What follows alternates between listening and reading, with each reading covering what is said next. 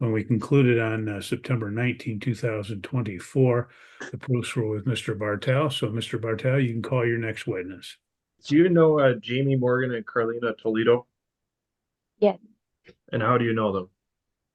I'm in a relationship. I'm Okay, sorry, Ms. we didn't Reed, hear that. we didn't hear that. I'm in a relationship with their son, Tyler Morgan. And how long have you been in a relationship with them? Um, over about 2 years and 2 months. Okay. And are you frequently over at Jamie Morgan and Carlena Toledo's house? I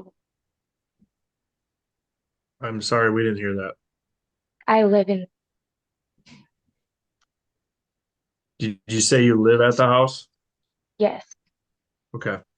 And how long have you been living there? Since June of 20. I'm only catching maybe every other word that she's saying. Maybe she can reconnect. Yeah, we're not hearing you now, Miss Curtis. So, Can you guys hear me better now? yeah, Yes. we could hear that. Could you hear Yeah, I that, Miss can Reed? hear you. Yes. Okay, why don't you, I don't know where you're sitting sometimes if you're not close enough to the mic, so maybe you need to move closer. Can you hear me now? We can hear you now. Okay, great. I can hear you all now. Okay, go ahead and ask the last question again, Mr. Bartel, so we can get that on the record. Thank you. So how long have you been living at their house? Since June of 2023. And before June of 2023, how often would you be over at their house?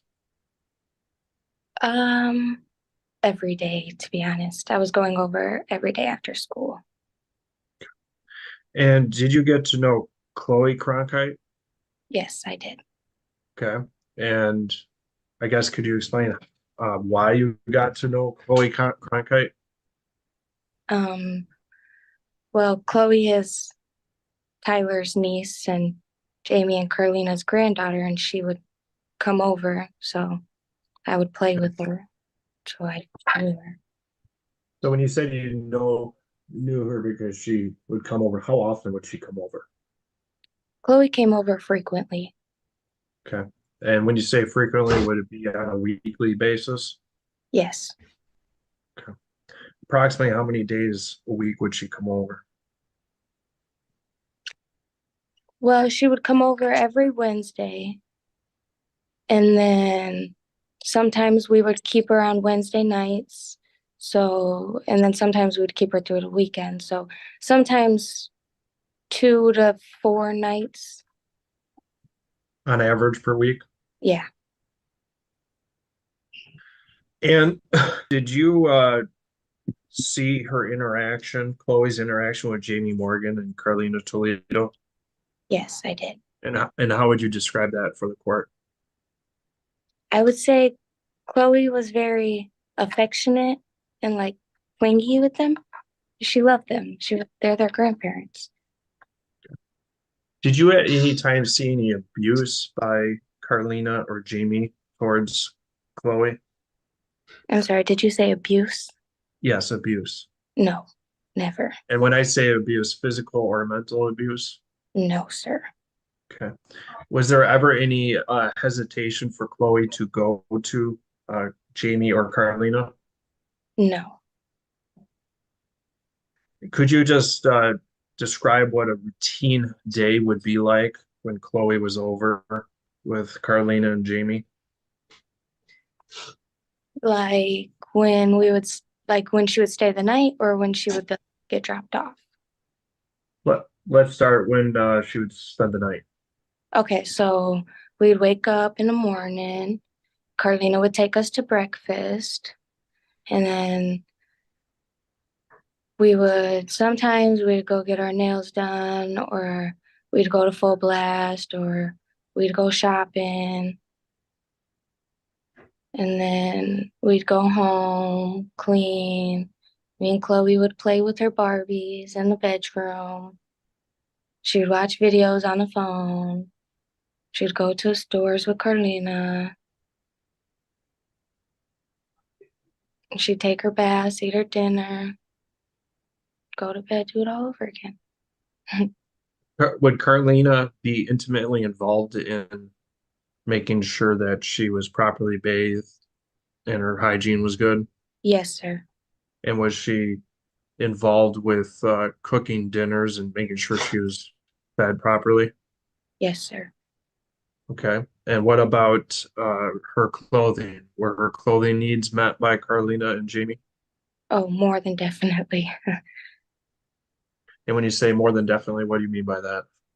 Oh, Chloe has so many clothes. Okay. And did she have toys over there? Oh, yes, so many. Okay. And what type of toys would she have over there? Well, she has Barbies, she has baby dolls. You like, the mini brand toys. She has a bunch of those. Um, she has the Beanie Babies, a bunch of stuffed animals. She has books. And did Chloe have her own bedroom there? Yes. Okay. And that was her bedroom only? Yes. She still has her own bedroom. It's still there. It's not like it's gone. It's still waiting for her. Okay. And could you describe the bedroom for the court? Well, we painted it all pink and it's white and purple. She has a big old white bed with a nice bed frame. She has it's like a whole bedroom outfit. She has the dresser with the big old mirror. She has her big old dollhouse. She has her closet, which is full of clothes, and she has her bucket full of toys, and all her books and shoes are on the other side of the closet. She has a TV, everything a kid could wish for, to be honest. And did she ever have pictures of anyone up in her bedroom? Yes, sir. Okay. And what pictures would she have up? She had pictures of her and her mother. Did there ever come a time that those pictures were taken down? Yeah, there was a time that they got taken down, but when she came back over, she put them back up. So Do you recall the reason why those pictures were taken down? yeah, Kelsey Yeah. said that sorry. Okay. Yeah.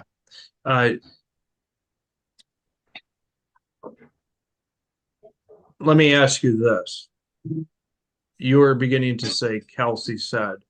Did you ever hear Kelsey say the reason to take pictures down? Yeah, she said that we needed, well, sorry. Well, just yes or no. Did you hear it from Kelsey? Yes. And when you say Kelsey, you mean Kelsey Cronkhite? Yes. Okay. What did she say? She said that we needed to take the pictures down of I'm Chloe. gonna object to how this is relevant to grandparenting time and it's hearsay. Well, with regards to hearsay, I had already confronted Miss Cronkite with regards to this, so it is impeachable, Your Honor. So that is an exception. With regards to the relevance, as I indicated with the case law out there, it is actually a lot of case law that suggests that the connection between the mother and the child in this particular situation, it is highly relevant, especially if we're talking about the connection that is maintained or not maintained by plaintiffs. Okay, any response, Ms. Reed? I still don't see how pictures being taken down and put back up is relevant to the grandparenting time claim when the case law that Mr. Bartel cited, the parents were deceased and the mother in this case is not deceased. All she has to do for connection is pick up the phone. Well, with regards to Your Honor, if I could respond, is Yes. it was deceased and the professional that unfortunately counsel omitted said deceased, but the testimony was deceased or the parent is gone for a period of time. So that is why it's relevant. And that's not the only case that's out there. I just cited the published case. Okay, well, obviously, as Mr. Bartel stated, it's for impeachment purposes and obviously for others that are relevant, the court is going to overrule the objection. Ms. Curtis, I guess I'll ask it again. What did specifically Ms. Cronkhite, the best you recall, stated regarding the pictures? That she didn't like them and that they were upsetting and that they were making Chloe sad. Let me ask you this. Did you ever get the impression that those pictures were making Chloe sad? No, I didn't. And let me back up. You had talked about a general day when you guys would wake up. Let me ask you, what was a general day when she would either be dropped off or you guys would pick her up? Wednesdays. Well, no. So what was a general let me rephrase that. Sorry. So when you guys would get Chloe, was she usually dropped off, or how did that occur? Yeah, she was usually dropped off. Or And by whom? Oh, yeah. Well, when school started, then we picked her up from the bus. Okay. Did Kelsey Cronkite ever drop off Chloe? Yes. Okay. I guess describe those times that Chloe was dropped off by Kelsey. Well, Kelsey would drop Chloe off, and then Kelsey would bring Chloe to the door. They would just walk in our house, and then we'd get Chloe. And then Okay. you mean after? So let me ask you, did Chloe's attitude change when she was with you as opposed to with Kelsey? Yes. Could you describe that to the court? I feel like when Chloe was dropped off, she was very quiet and she was not as open. And then once she was there and she knew that it was okay, she changed instantly. She was just bright and happy and clingy, and she stuck on to you, and she was a whole different person, I feel like. Okay, so she became a different person once Kelsey left. Yeah. Could you describe how Chloe would act when Kelsey would come pick her up? She would cry. She would get upset. She would scream. And then Carlena and Jamie would be like, "Come on, honey, let's go. You gotta go home. You're gonna come back soon. It's okay." And she would cheer up, but she would be quiet when she left. She wasn't the same as what she was even when she was just 10 minutes ago. Can you did Jamie and Carlena take care of Chloe when she was sick? Yes. Were there any times when they had to either specifically get Chloe because she was sick? Yes, I specifically remember one time when she had strep throat. Could you describe that? What happened? We were told that we needed to come pick Chloe up because they weren't able to take care of everyone who was sick. So we needed to come and take Chloe so that we could take care of her, basically. So how many days did you take care of Chloe? Or did everyone help take care of Chloe? I'm sorry, can you repeat that? Yeah, so how many days did Carlena and Jamie have to take care of Chloe? Well, when she had that strep throat, I'm pretty sure it was 3 to 4 days, because I remember them saying that the 72 mark was up, so that she was fine. And do you recall what the grandparents did to take care of Chloe with strep throat? Yeah, she had chicken noodle soup, Sprite, and all her medicines. And who provided those medicines, if you know? Carlena.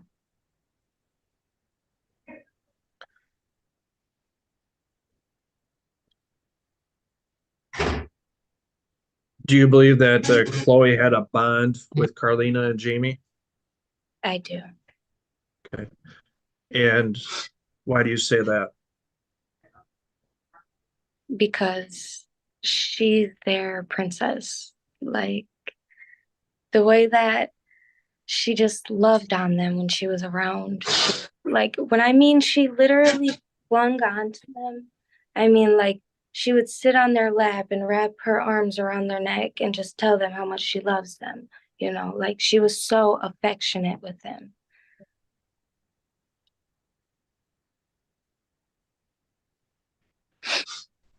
Do you recall if she ever approached them with a problem? I guess, and don't say any hearsay as to what she said, but do you recall her ever going to them with a problem that she had or an issue?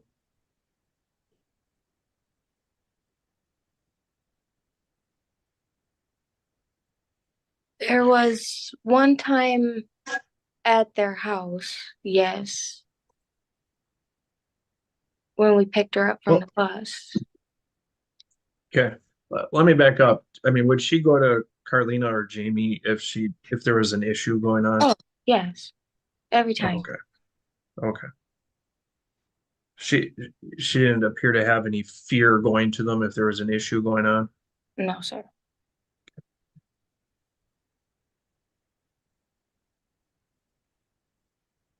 Um, how would you describe whether or not Jamie and Carlena could put her needs before their own? Her needs before theirs? Yes. Would they put her needs before their own? Yes, sir.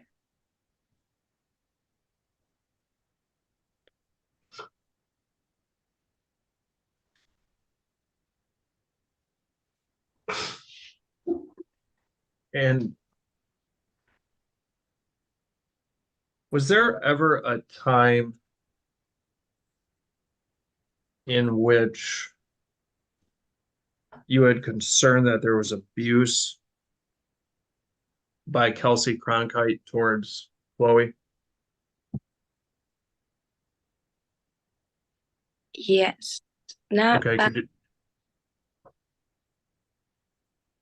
not well, I'm not sure if it was by Kelsey or by Ori. But that's what I was just saying with the one time when we picked her up from the bus. okay, so do you remember that time you were picking her up from bus that you were referencing? Yes. When was that? Oh, I don't remember the exact day, but I remember it was a Wednesday after school around 4 o'clock. Okay. And so you were there with whom? Carlena, Okay. Was anyone else there? Kelsey, and the little boy Gio, the little son. Did there come a point that Kelsey said something that made you concerned about the safety of Chloe? Yes. And can you tell me what that statement was? That they had whooped her I'm ass. gonna object, Your Honor, as hearsay. Okay, Mr. Impeachment Bartel? again, Your Honor. I confronted Ms. Cronkite with regards to that. Ms. Reed, what's your response?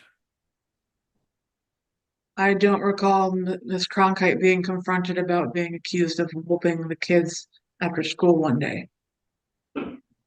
I think her conversation was, or her testimony was that he'd asked her about any abuse that occurred and she denied that, is my recollection. Is that what you're referring to, Mr. Bartel? Well, it was that, and I had confronted her, as I recall, asking whether or not she had told Carlena that she whooped her ass, or that someone whooped her ass, and that's how we do it around here. I will take it conditionally upon obviously able to, I guess you'd say, to establish that from her testimony. I have to go back and look, but I'll take it conditionally at this point. Okay. Ms. Curtis, what did Ms. Cronkhite state to you? That they had whooped her ass because Chloe didn't want to go play in the bedroom with the boys because that's how they do it around there. Oh, I cannot wait to go.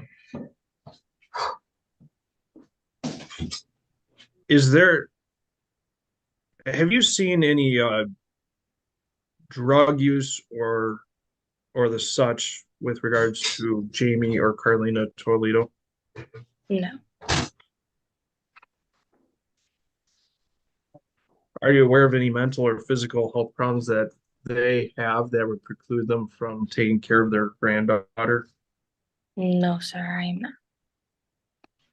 Did you ever witness any hostility by Jamie or Carlena towards Ori Cronkite? No, sir. Did you ever hear them badmouth Ori in front of Chloe? No, sir. I've truly never heard them badmouth Ori until all of this has happened. And so that was never in front of the minor child? Never at all in general. Oh, okay. And did you ever hear either of them tell Chloe that Ori is not her father? No, sir, I have not. Was there ever, through statements or any other action by Jamie or Carlena, that showed they were trying to destroy or alter the relationship between Chloe and Ori? No, sir.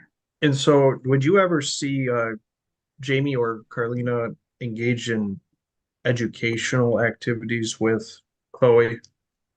Yes, actually, yeah, we all did. Okay. And what type of educational activities would be engaged? Carlena would go out and buy activity books that had the like the letters that you can trace or the numbers. But Chloe was starting to learn how to write names. So she was asking how to write all of our names, like Nana and Papa and Jamie and Tyler, Jasmine, Grandma Gloria, like a bunch. She was going on a list. So when was the last time you saw Chloe? The last time I saw Chloe was in December. Of 2023? Yes, the beginning of December 2023. Let me ask, so was there any indication from Chloe that she was in fear of Jamie or Carlena the last No. time that she saw them? No, sir. She actually, I had taken a picture of Carlena and Chloe hugging because Carlena had given her those Christmas ears. But there was no indication of any No, sir. hesitance or shy or anything that she didn't want to be around Jamie or Carlena. No, sir. No further questions, Your Honor. Okay. Let's read any cross-examination. Just briefly, Miss Curtis, you said that you had not heard the grandparents badmouth Ari until all of this happened. Is that correct? Yes, ma'am. So they have been badmouthing Ori since then? I'm sorry, what? So first it was you have not heard them badmouth Ori until all of this happened. Correct, since we stopped seeing Chloe. And have they been making disparaging comments about Ori since you stopped seeing Chloe? I mean, that's what I said. Yeah, they badmouthed him after we stopped seeing Chloe. Okay. I mean, it's not like it was too, like, I guess I don't know. Okay. Sorry. I have no further questions. Okay. Uh, Anything else, Mr. Bartel? just briefly, I mean, were those conversations in private? Yes, that's what I was Oh. trying to like get to. Okay. Okay. I was gonna say it's not Um, like it was to a room full of a bunch of people. Was it on a regular basis that they were bad mouthing? No, Okay. What did it come across as frustration, I guess, on their part? sir. Okay. No further questions. Okay, Ms. Reed, anything else? Okay. Ms. Curtis, I'll conclude your testimony. You're free to go. Have a good day. Thank you. Randall E. Haugen, Haugen. And where do you work? I'm a licensed psychologist at Battle Creek Counseling Associates. And what is your title there? I'm a licensed psychologist. And how long have you been at that job? I've been in private practice since 1990. And what are some of your, I guess, duties and job responsibilities? I do individual, group, family therapy, as well as evaluations, both for attorneys for the court, for private individuals. Okay. Just in background, where did you attend school? I have a bachelor's degree in science and nursing from Andrews University. I have a master's in psychology from Michigan University, a PhD in psychology from Andrews University, and completed my postdoc requirements and exam for licensure.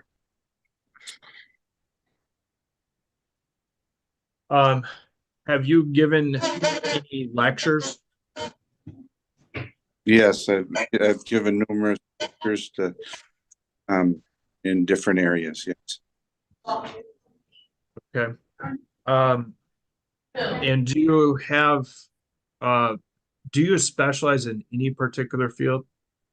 I specialize in psychological evaluations, different areas like I do a lot of work with abuse and neglect, trauma, and evaluations for the court related to competency, criminal responsibility, phase 2 waiver evals, and others. Do you ever deal with, I guess, the relationship between grandparents and grandchildren? Yes. Okay, and I mean, has that been, I guess, how often have you done that? Hundreds of times over the years. Have you been ever qualified as an expert? Yes. And in what particular courts have you been qualified as an expert? 11 courts in Michigan. Does that include Calhoun County? Yes. Yes. And including before this particular court? Yes. And have you been qualified as an expert in family relationships, or could you describe that, I guess?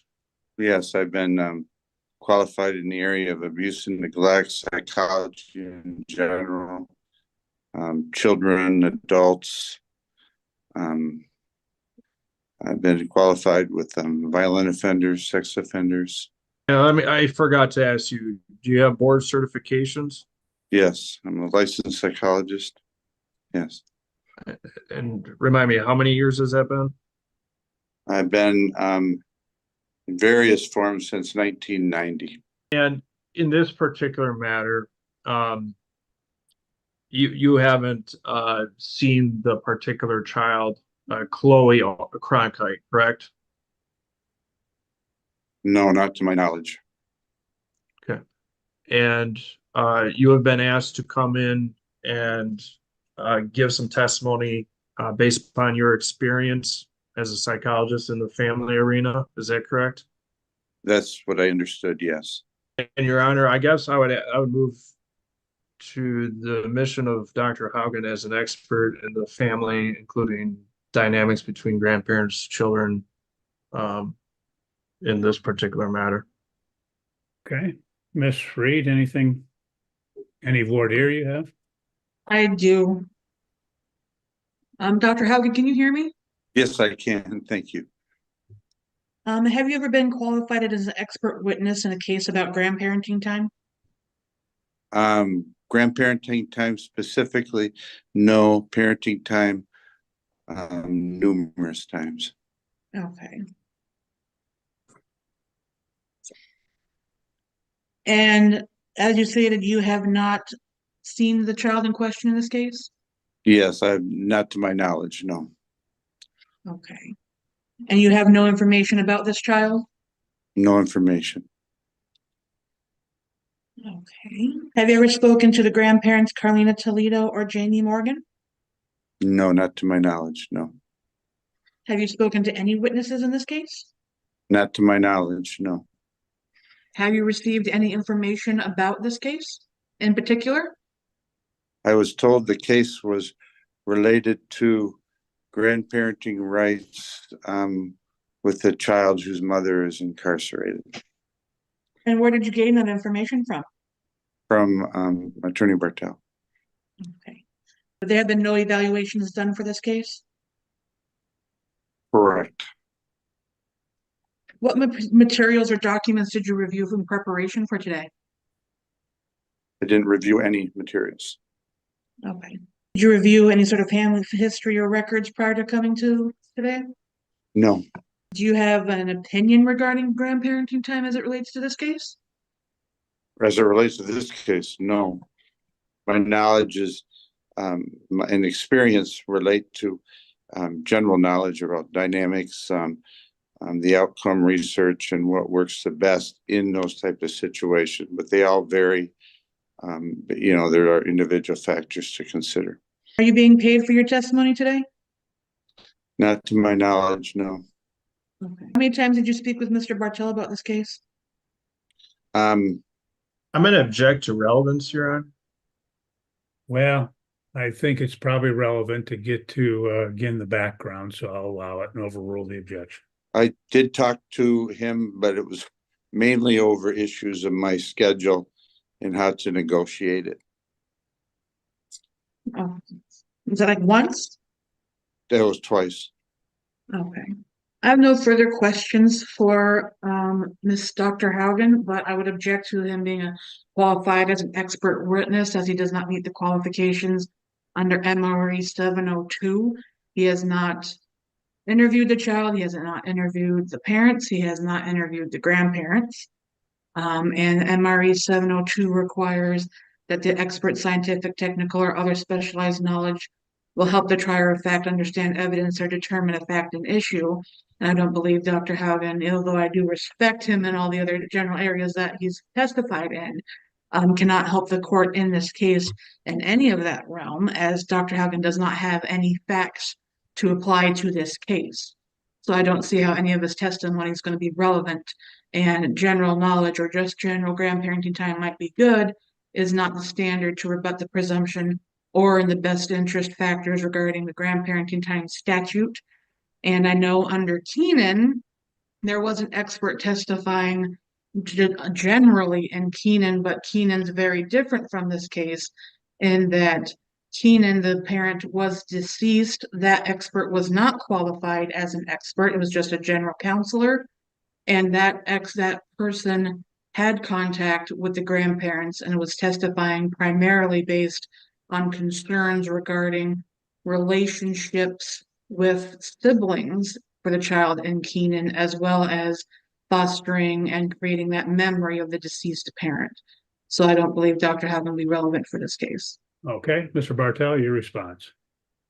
Yes, Your Honor. As was testified by Dr. Haugen, well, first of all, let me say this, Your Honor. Dr. Haugen has testified as an expert in general in the past concerning family dynamics with regards to parenting time, etc. And that is similar here as to the grandparent grandchild relationship, Your Honor. This court has the ability to allow an expert to be or someone to be qualified as an expert in a general field. Counsel on the other side misstates that law. They do not have to have interviews with people that can give this court and aid this court in understanding the dynamics generally out there with respect to whether it's parenting time and family dynamics, which Dr. Haugen has a plethora of experience, over 30 years of experience. He has the ability to help this court aid in those dynamics. He has indicated that he has read literature with regards to this. He has clinical experience in this area. And like I said, he can give the aid to the court as to general issues that are out there. With regards to Keenan, Your Honor, counsel needs to stop saying that it's just when a parent passes. That, and it's in the opinion, the psychologist testified, and this is word for word, about harms that a young child can suffer when a parent dies or is not around. And that part of the family is, quote, cut off from the child. Trial court concluded that the other parent's decision to deny child's time with deceased mother's parents would cause substantial harm to the child, given substantial likelihood that minor child will have an inability to remember the mother. And that's not the only case out there. There's other cases that deal with not just the death, but the mission of expert testimony as to general testimony about harms that can occur, Your Honor.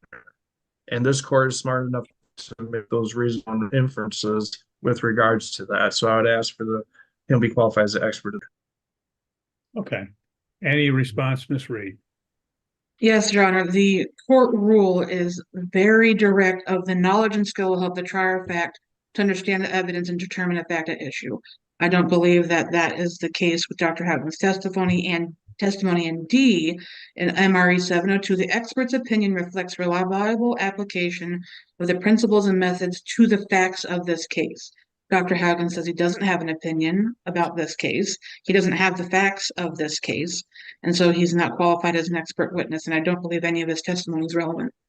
Well, okay. In this particular matter, obviously, the issue is this is a Daubert challenge, in the court in these particular cases is obviously the gatekeeper, and Daubert was decided back in 1994, and that pursuant to the Michigan legislature enactment of, again, 600.2955 back in 1995 in the greenhouse, in response to greenhouse and roads. Basically, it was an attempt to codify Daubert in Michigan, and that in fact occurred back in 2003 when Supreme Court amended MRE 702, and basically they said to explicitly incorporate Daubert's standard of reliability. Obviously, Daubert attempted to incorporate Fry, and as a general accepted, that was changed, obviously, and with the amendment of MRE 702, it was revised to require that an expert be based on sufficient facts or data, be the product of reliable principles and methods, and be the product of reliably applying the principles and methods to the fact of the case. In this particular matter, when the court does that in this particular matter, the parties have cited to the Keenan case, 2007 case. In Keenan, obviously, the court stated that the appeals court stated that the court should not simply grant parenting time merely because the evidence demonstrated that grandparenting time was beneficial, but that the grandparent must provide concrete evidence that supports that the denial would pose a substantial risk of harm in these particular matters. What happens is under Daubert and again, the codification, the issue is whether the testimony is based upon sufficient facts or data. The testimony is the product of reliable principles and methods, and the witness has applied the principles and method reliably to the facts of the case. I think what's being offered by Dr. Haugen is, again, addressing the application of the, I guess you'd say, I don't want to say background, but effectively it is background evidence generally, as he stated, to be qualified as it relates to in the family arena or the dynamics to a case such as this. Obviously, Dr. Haugen has testified as an expert in my court, as I know in many other courts. And this is, I guess you'd say this is a little bit different because we do have, as a part of the case, is that the court has to make a best interest analysis as well.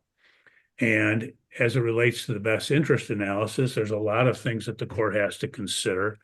And one of those, obviously, is, or many of those pertain to relationships in general in these particular cases.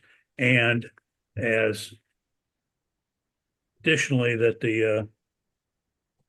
the factors under the statute relating to the best interest. And some of those can be obviously extrapolated from general testimony.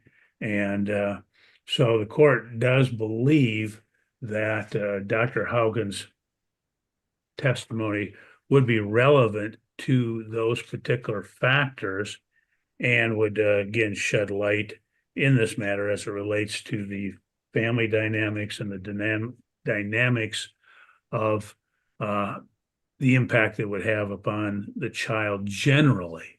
And I think the court has taken the testimony of the other various witnesses that would supplement and make the application of that to the facts of this case that the court could consider. So the court is going to overrule the objection to Dr. Haugen and allow him to testify as it relates, again, generally to the area of the family arena and the dynamics relating in this particular case. And the court then will give it sufficient weight as appropriate in this matter at that time. So, Dr. Haugen, you are able to testify. Mr. Bartel, you can continue. You're muted, Mr. Bartel. Thank you. Dr. Haugen, can you generally talk about the loss of a parent going to prison for a child? And talking in general now, we do know that it certainly can be traumatic for the child and related to the loss of a parent. And that's somewhat contingent on the amount of time the parent spent with the child and the quality of that relationship. But even if it's been somewhat strained, it's a loss for the child, and it is traumatic.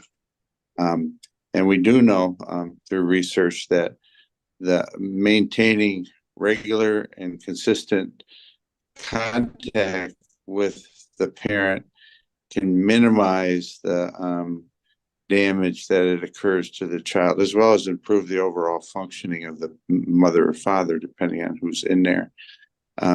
So we try to make efforts to minimize that trauma that the child is experiencing, as well as adult, by setting up a program for regular contact. And that's from a developmental standpoint, there's different needs at different developmental stages. For example, with an infant, you would want to have the mother, just an example, to tape her voice so the infant hears her voice, and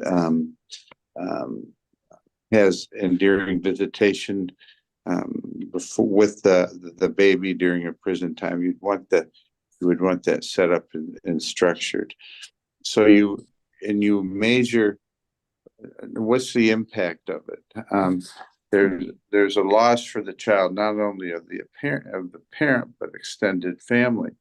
It could be the school they lose, the place they were, the type of place they were living. Maybe there's horses, dogs, or the losses extend pretty broadly with a child. So we tried to structure to minimize all that so that the child receives the contact with a parent that's appropriate and maintains a semblance of a relationship with them. Have you dealt with the situations where one of the parents was incarcerated and Yeah. the dynamic? Yes, numerous times. Yes. Okay. And what kind of plan generally do you try to set up for the maintaining that contact? Letters. We have letters that they share back and forth, and eventually, I found that the contact becomes more deep, and they're usually at first superficial, and later on they become more deep. Like, what did you do? What happened? Why did you do that?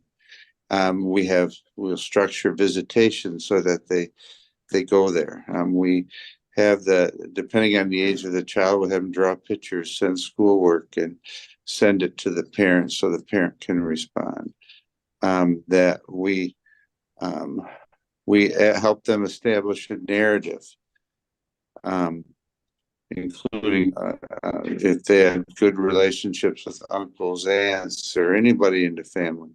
We try to maintain that so they can maintain a internalization of that parent as in a more positive way.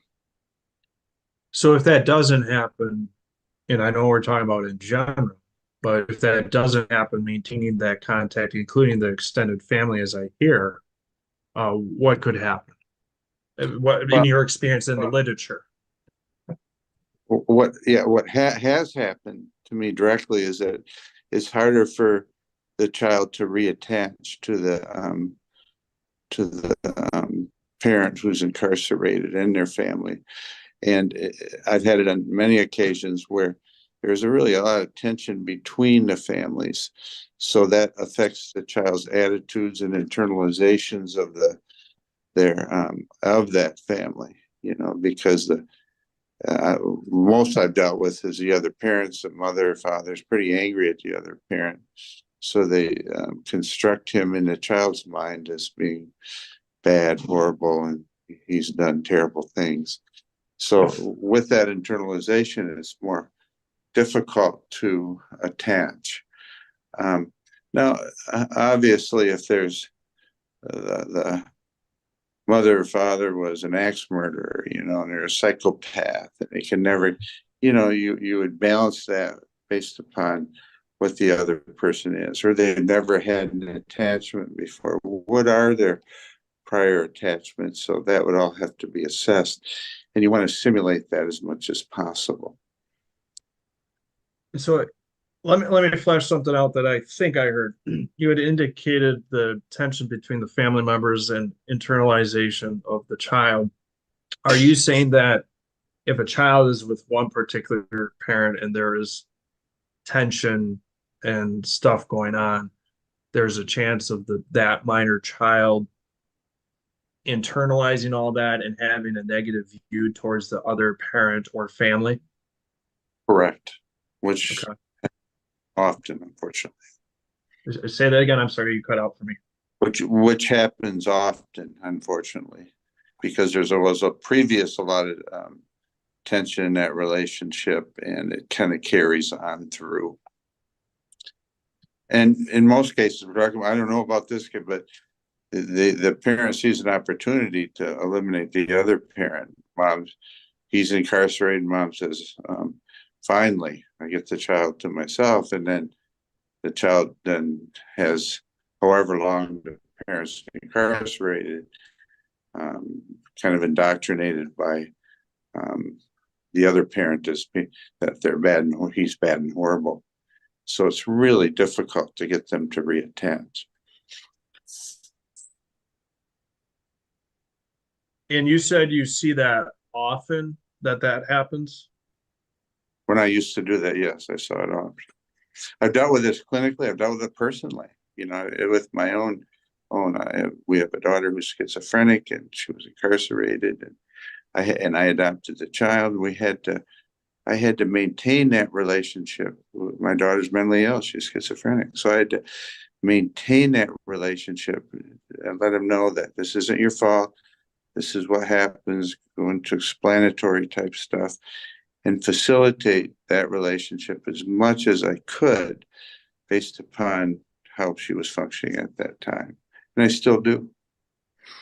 Right. And you do that because, at least in your personal life, based upon other clinical experience and the literature, you think that that is important. Yeah, it is demonstrated even clinically and the research on attachment. If you want some research on that, go to the Department of Corrections and sites that talk about parent connections and attachments. It's obviously they need more research, just like everything. We do know that when it's done appropriately, the children and the incarcerated individual do better. So with regards to, I guess, the tension, if there's been testimony that the father's current wife, so stepmother of the grandchild, bashes mother who's in prison, is that the type of behavior you're talking about that will affect the child? Yes, that would be, if that's happening, that would be something that needs to be overcome. Yes. And generally, if that is done over an extended period of time, what can happen to the child with regards to the view towards the mother? Well, if it's a mother, it disrupts that relationship and view of the mother as someone that he can have a relationship with. He or she, I guess.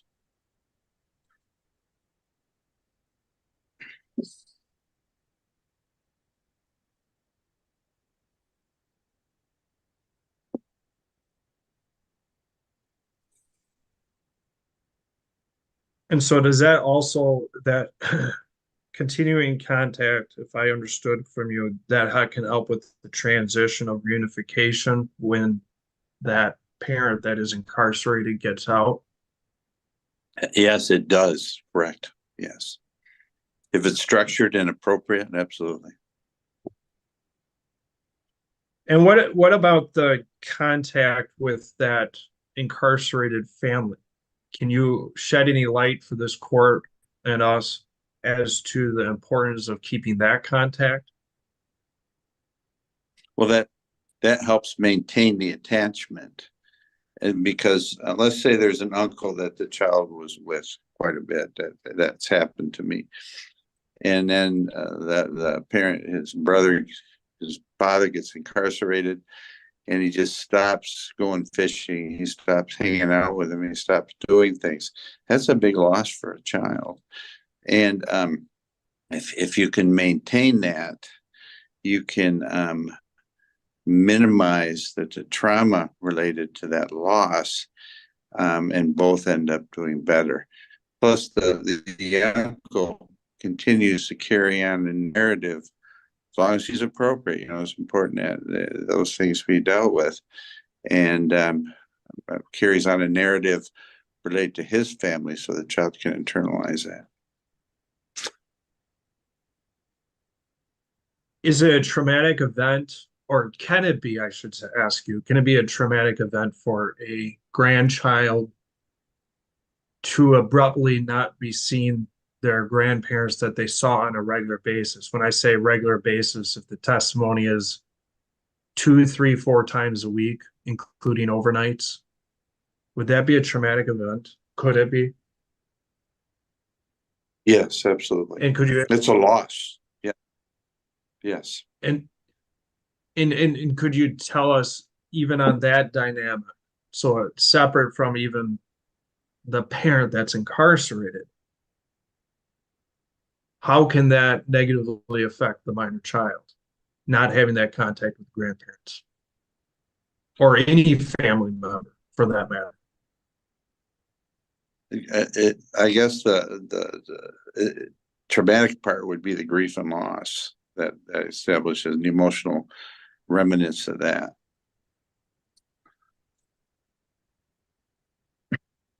Is it different for someone that maybe, let's say, an older child, like 16 years old, as opposed to a younger child that's 5 or 6, where there's a abrupt change in that connection or visitation with that extended family? Well, each child is different based upon their attitudes, their temperament, and their background and their experience with it. The only advantage to a 16-year-old is that their developmental task is to individuate and become separate. That's why you get the rebelliousness. So, and an older child has the ability to process it more and put it into words and construct meaning, where the younger child needs more help in developing that. So is that to suggest that? Oh, go ahead. Developing meaning of what occurred, right? Not that the 16-year-old does, but language skills for 16-year-olds generally higher. Their ability to conceptualize abstract thinking is higher, which makes it easier. Can it be more confusing for a younger child at the age of 5 or 6 as opposed to an older one if there's that abrupt change? It can be, yes. And that's because they're at a different developmental stage that they may not fully comprehend what's going on? That's correct, yes.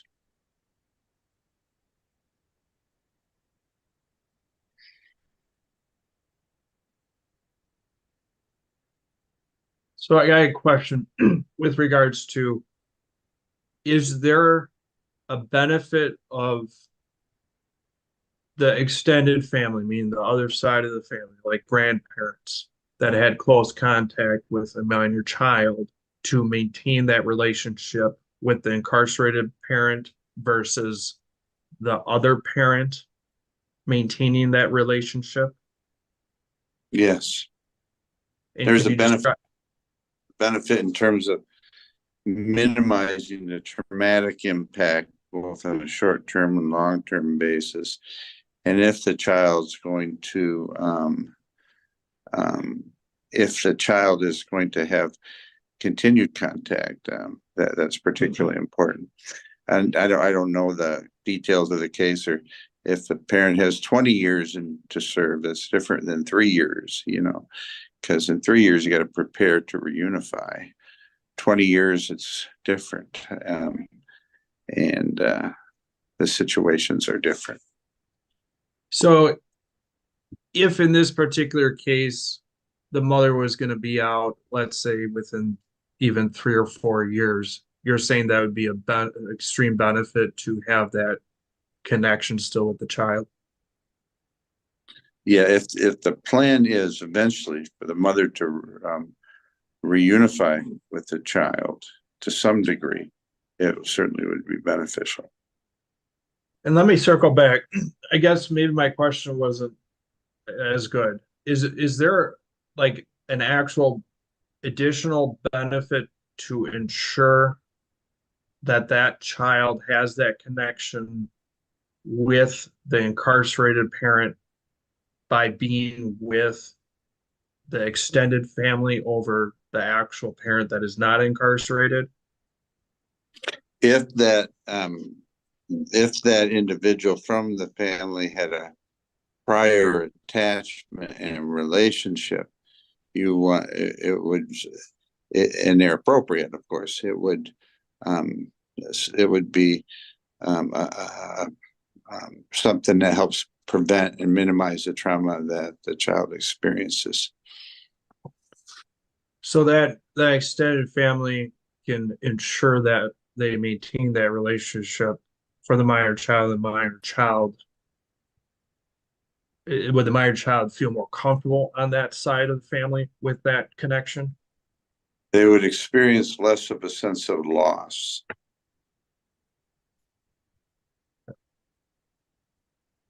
Now, there's been suggestion that the reason for the stopping of communication 100% between the grandparents and the grandchild in this case is because the grandmother was telling the grandchild that the father was not her father. So if that is what the allegation is on the other side, is that an insurmountable issue to deal with, in your opinion? It's a big issue that would need to be dealt with, but if the child had a significant attachment in the past, I would try to work with it. I'd find out why. If it, what was the, where is the information source? How was it constructed? And I would investigate that. And if I find the child is, there's been significant boundary violations on an ongoing basis, then doing something with that contact certainly would be an option. Well, is it any different than one parent disparaging another parent during a divorce? No, it's not different. So, you see that a lot. Would you agree? Yes, And those issues can be overcome. they can be overcome if everybody agrees to work together. Okay. So part of the key is if people are trying to work together. Yes, Okay. And do you think it's in the best interest of a minor child for even a parent to say, I'm not going to try to work with the grandparents on whatever issues may be there? depending on the past relationship and how deep the relationship and how frequent, it would be better for the parent to work with the grandparents to help maintain that.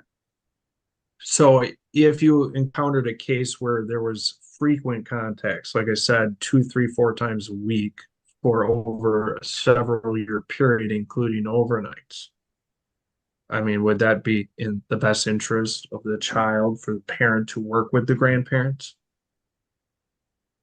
Yes, with the information you give me, yes, unless the grandparents were somehow abusive, of course, but yes, it would be beneficial.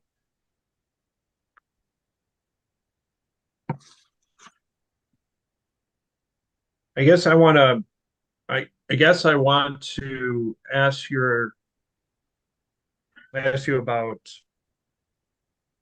the ability of a 5 or 6-year-old to conceptualize time.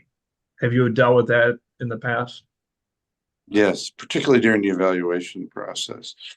Time Okay.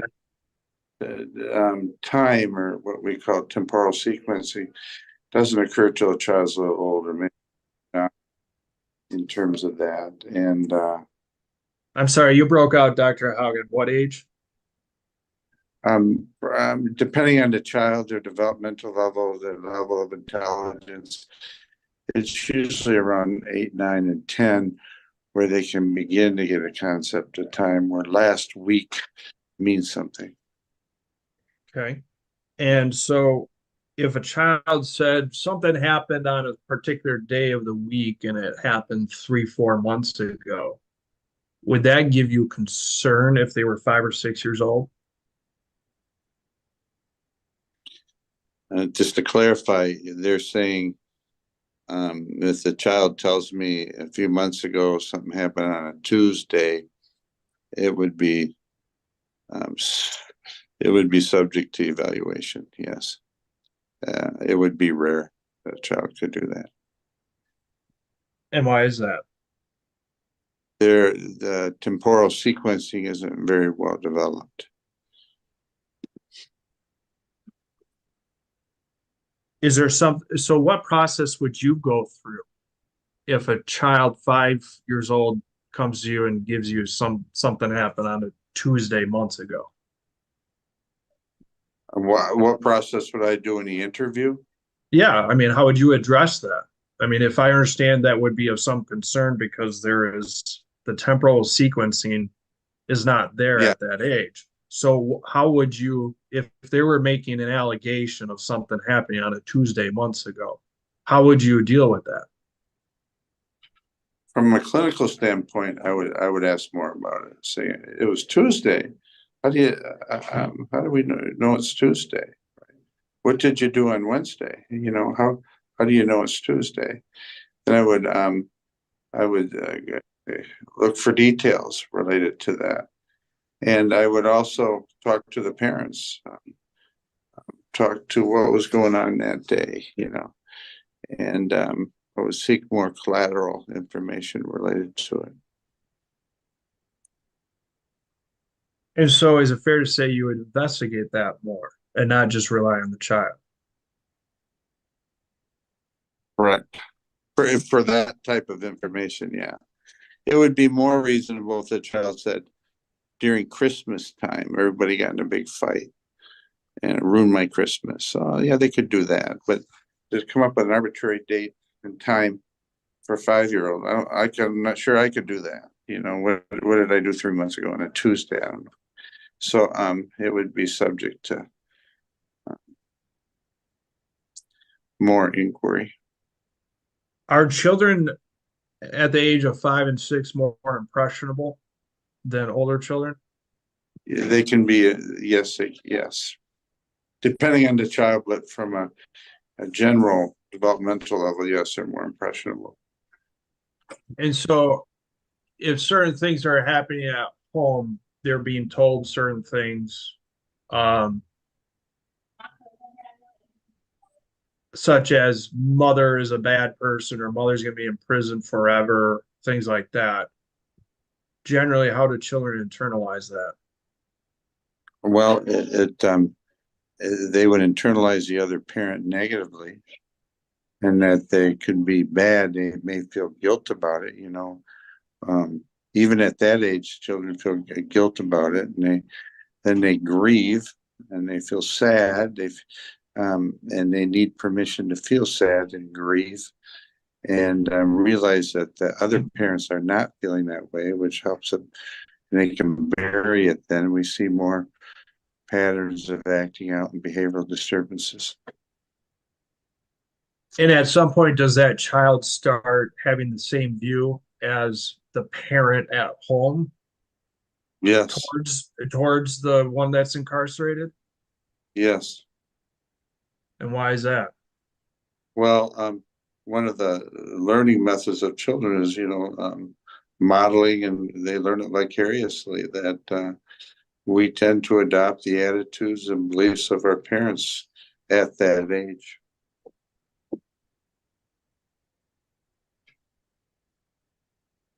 An example would be, some elementaries, I'm not sure I agree with it. They say, would you vote for Trump or you vote for Harris, and who's a Harris, who's a, and they generally go with where their parents are at, so they tend to internalize the same perceptions and ideas and with their parents at that age. So if a child about 5 or 6 years old was in counseling and made some allegation towards the grandparents numerous months after being in counseling, how would you in general deal with that situation? If they made allegations that, like what I told you before, in this case, the allegation is that grandmother has told the grandchild that the father is not the grandchild's real father, and had taken the child to some random house to show the child who the true father was. So let's say 3 months into counseling, you hear that. What would you do? They've been 3 months. They've been in counseling 3 months? Yes. Or I think I heard that, or they haven't seen a counselor in 3 months. No, they were 3 months into counseling before they state that. How would you handle it? I would process it, listen, talk about how it feels. Then I would get the parent in right away and ask about it directly. Then if that occurred, I'd have the parent ask about it or bring him in session and process what occurred. Is a child misperceiving what the grandparent did? Are they I would address it directly. So that would include And if bringing it's the, happening, well, oh, go ahead. yeah, if the other family member, whoever they're talking about, had regular contact with the child and it was an important relationship, I would address it directly. And so that would That be, that would involve bringing the young in and having mom or dad confront the other individual. is there benefit to just dealing with it with a 5-year-old or a 6-year-old on an individual level? And not bringing After grandparents or parents or anyone else in? um, if they're bringing up that, and I suspect I'd want to validate it before I would bring everybody in and say what's going on here, and then I would process it with a child. And if it was true, it would need to be worked with. You said they took them over to someone? What was the scenario? You're saying that the other person took them to their mother's house, or saying that's really your mother, really your father? Is that what the scenario was? Yes. I would definitely address that. Is that Yes. based upon based upon literature or and your experience that you would address those types of things with a 5 or 6-year-old? Yeah, just I want to determine the validity of what occurred.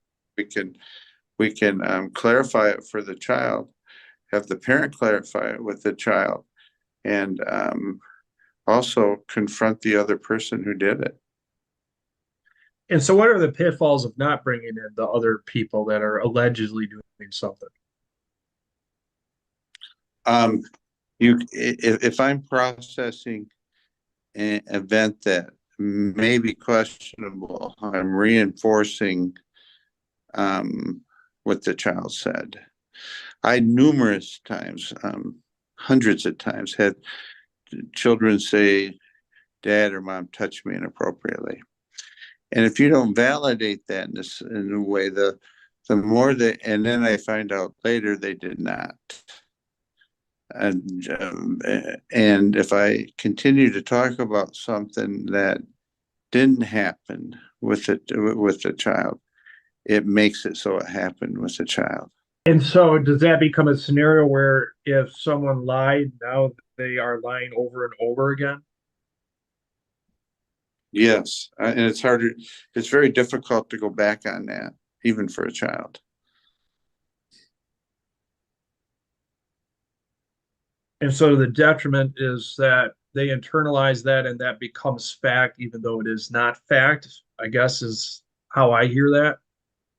Correct. It can happen like that, or they just can't go back and lie because that would be too shameful. Can there be substantial harm caused to a child? I just kind of want to wrap this up as I understand. Can there be substantial harm to a child when they do not have contact anymore with a family member or anyone, I guess, that they had substantial contact with before? Yes, there can be harm to the child. Yes. And how would you reestablish that relationship if the court were to grant grandparenting time and it had been let's say, about a 9-month period where there had not been contact? How would you reestablish that contact? Would it be some kind of graduated time, like with parent to parent, or how would you do that? I recognize I don't have all the facts here. This is not on this case, just in general. I would first start with the grandparents. I'd have a meeting with them, and I'd have a meeting with the mom or whoever it is, dad. And then I would say the court has ordered this, we have to implement it.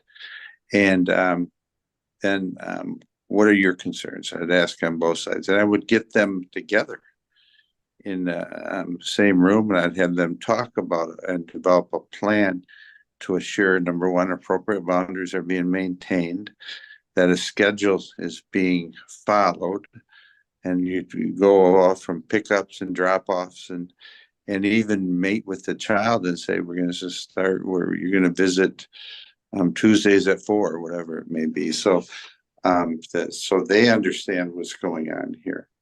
And I would talk about the issues related to secrets and privacy, and talk about the difference between that. We don't keep secrets, but we have privacy.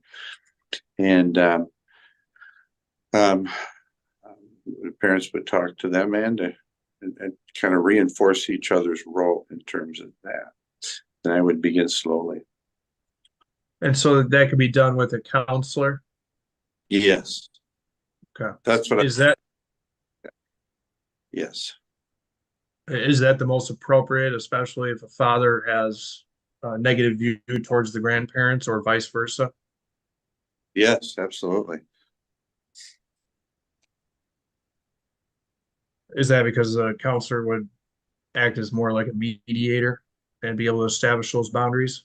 Yeah, address any concerns each parent have, set up some rules and structure related to it, and assure there's no triangulation going on with either side, where the parent pits the child or the grandparent pits the child against the other.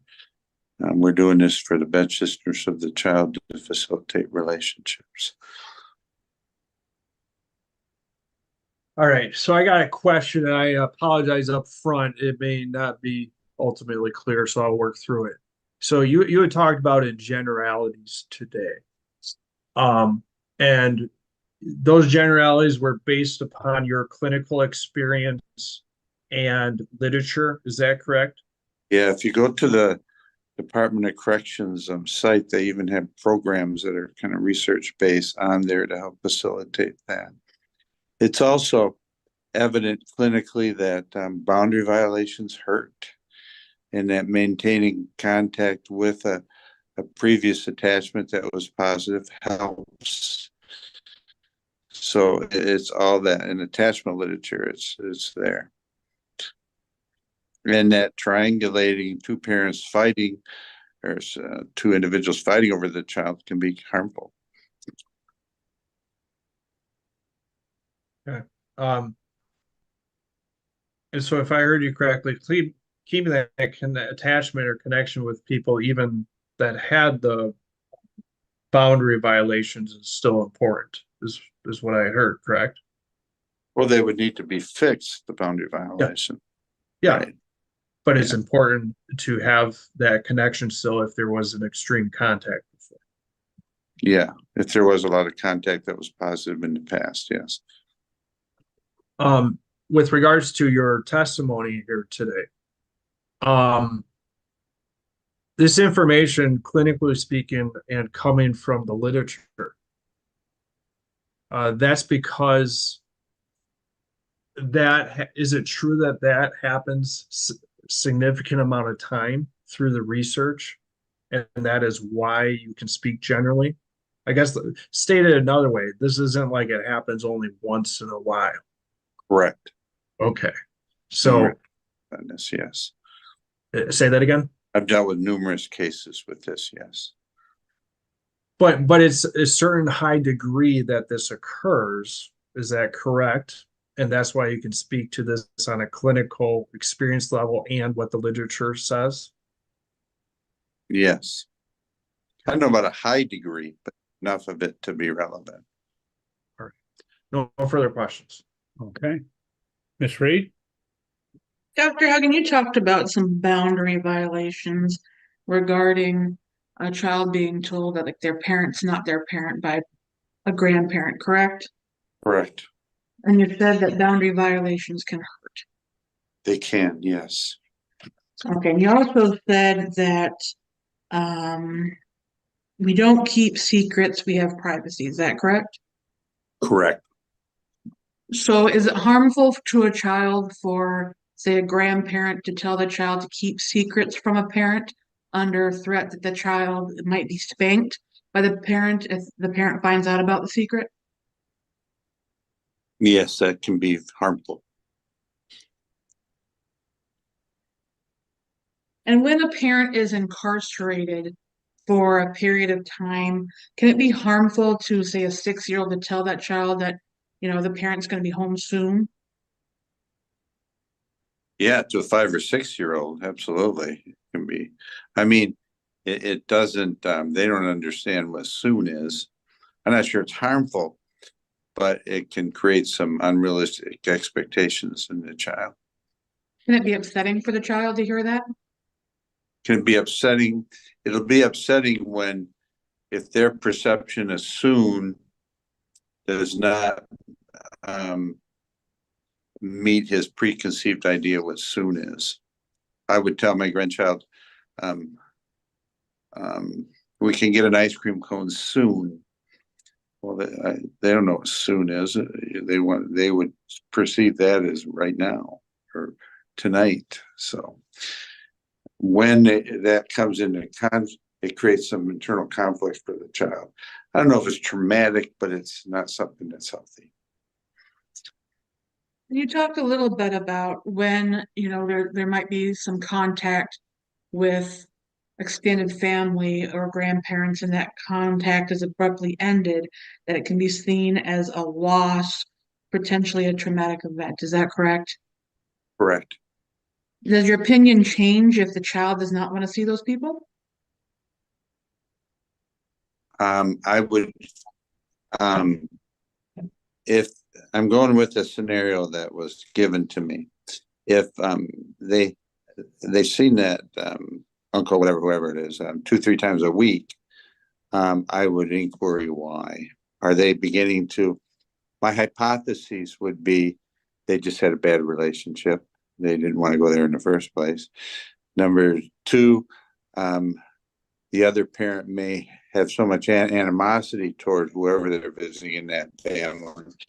They're aligning with the parent.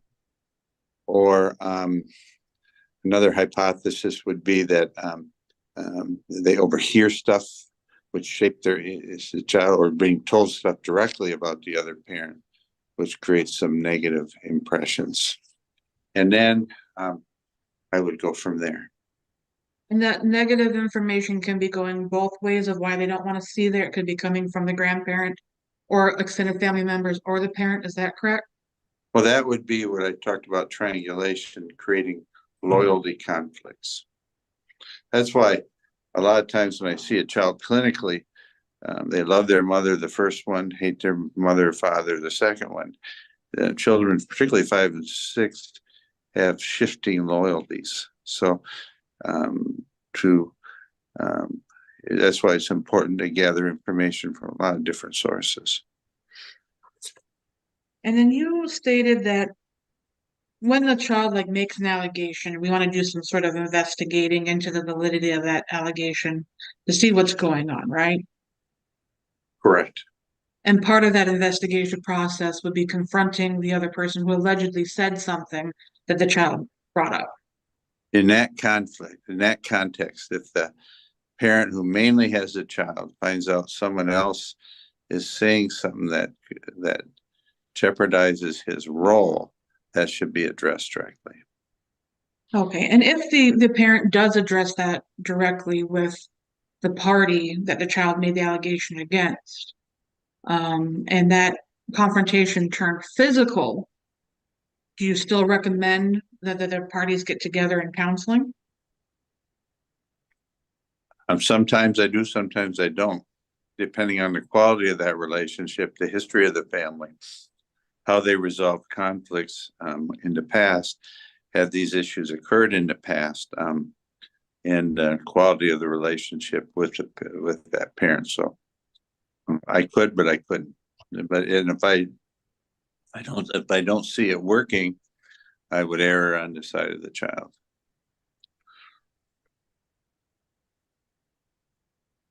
You had stated that the boundary violations would need to be fixed. How could we ensure boundary violations are being fixed when we're proposing or stating that there's going to be like unsupervised contact between a boundary violator and a child? Can you say that once more? So maybe I'm a little slow today. So you said that the boundary violations would have to be fixed, and we talked about a couple of different boundary violations. One, telling, a child that their parent's not their parent, and then keeping secrets from a parent. Correct. And we need to fix those. Correct. So how would we fix the boundary violations and make sure they don't happen again if a boundary violator is having unsupervised contact with a child? I would, I'm not the judge here, don't put me on that level, but I wouldn't recommend a contact until they're fixed between the parents. I would recommend unsupervised contact if that was true. It would have to be resolved between them. May be difficult if there's hostility between the parties. There's always hostility. I would expect it. Yes, it's part of the process. Yes. If the child does not want to go and see, let's say, a grandparent, would it be harmful to try and force that child to go? I would first want to find out why the child doesn't want to see the other parent or family member, whoever you're talking about, and I would want to look at their past relationship with that individual, and I would wonder if they were very positive before. I wonder where the shift came, and I would explore that prior to making a decision.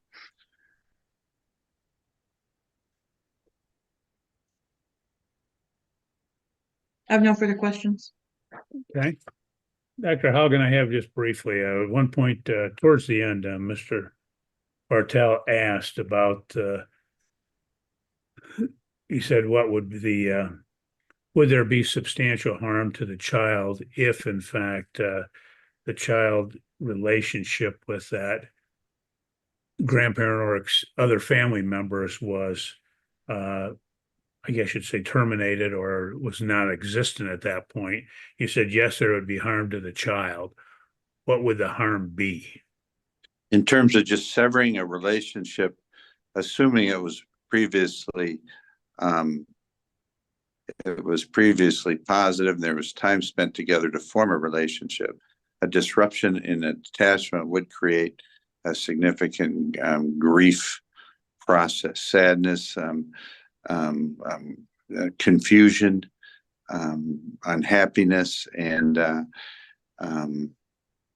so the traumatic response would be a grief response, and it could be a fear. What did I do wrong? My mother's horrible. Am I horrible? Those type of things, depending on the child. It doesn't have to all the time, but with most of it I've experienced and many other children, it does.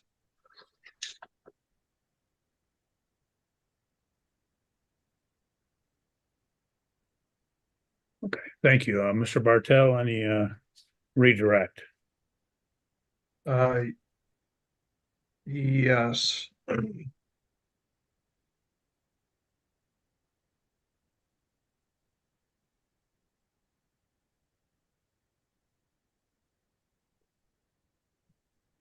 Is there a shifting chance? Is there an increased chance of shifting loyalties with parents if the child is only with one parent all the time? Yes, they're going to be more loyal to the parent they're with the most on a general basis. Yes. Would there be concern for you that the child then is going to be, with respect to that parent and that parent's family, that side of the family, so to speak, try to put up a front to appease that parent? Yes, that happens frequently. That happens occasionally. Yes. And what do you mean One by of the that? big issues is the if the child believes that they're not allowed to grieve. I haven't seen many children. I've seen children numerous times in loyalty conflicts, and the parent will say, "Oh, he's doing just fine without his dad. She or he is doing wonderful." But when you get him behind closed doors, there's a lot of underlying pain that he's not willing to express or deal with. So, I guess what I'm imagining, you tell me if this is correct. You have a child that's with the father or mother, whoever it may be, and their family. So they are acting happy, things are normal, but really underneath, there's a lot of issues going on. Yes. Okay. So that's not abnormal for that to happen. No, it's happened to numerous people I saw, and that's why, for example, in my case with my daughter being schizophrenic and paranoid and whatever, I explained that to him, and back when he was younger, and said, "We're going to have to hold off for a little bit because the brain's not working right. It's not your fault." And but I want to maintain that relationship because it's always his mother. That's his mother. We're adopting him, yes, but he knows that. And I was startled one day when I heard him talking to his friends, and he'd say, "No, it doesn't bother me." But when he talked to his friends in the same situation, it bothered him. And that's happened to me numerous times in the clinical, in my clinical practice.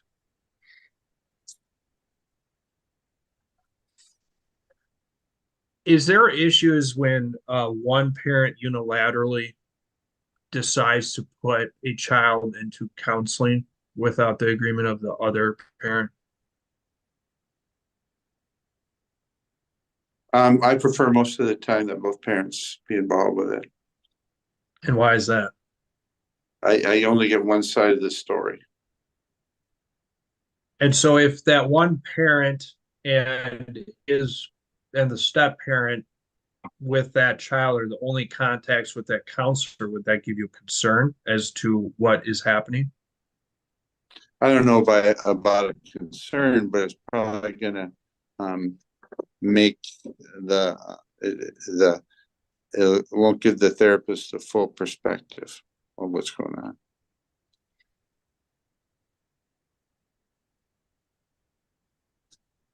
So if you're really trying to fix it, you should have everyone involved.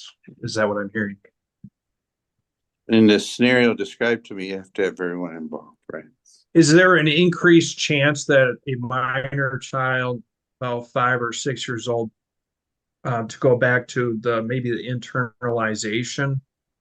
What I mean is that they act like they're happy or things are okay with the one side of the family.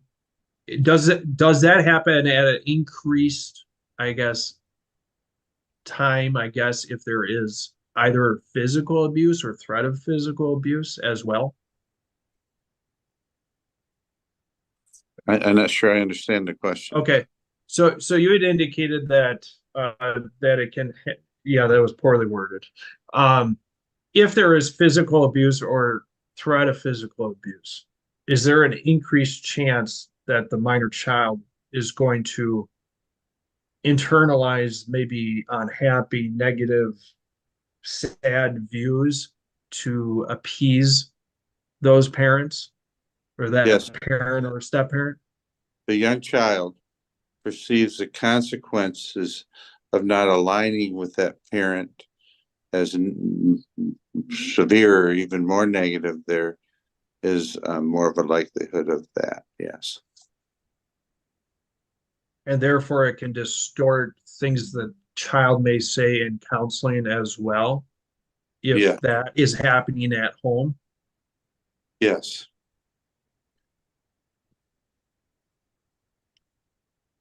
No further questions. Miss Reed.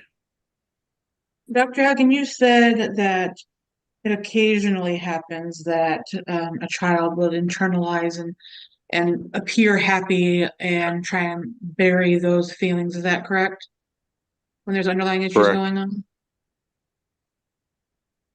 And So in a particular case, when the child hasn't seen, say, grandparents or extended family in almost 10 months, and there's been no behavior change since before the contact stopped and after the contact stopped, that would be concerning.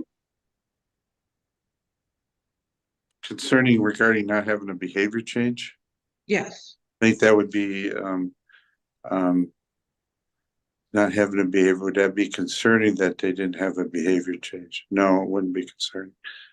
I still think it would need to be explored. But at that age, if you're talking still 6 or 7, or whatever, they're gonna adopt the position of that parent.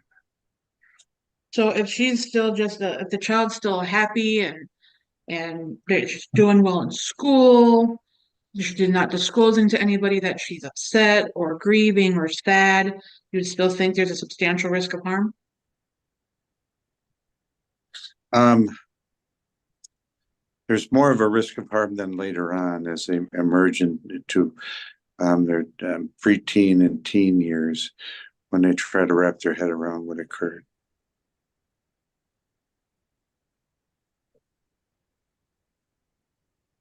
Very similar to sexual abuse, where a child may not be injured at 5 or 6, but later on realize what happened, and then the symptoms come.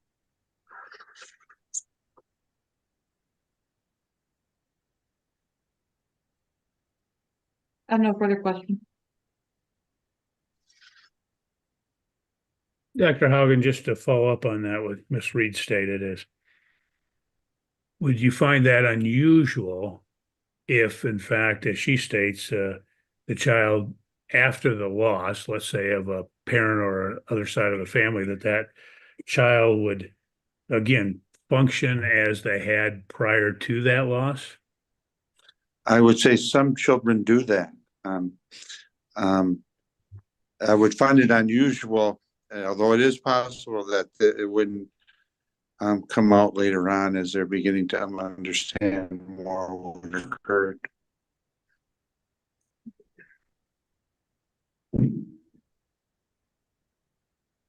Okay.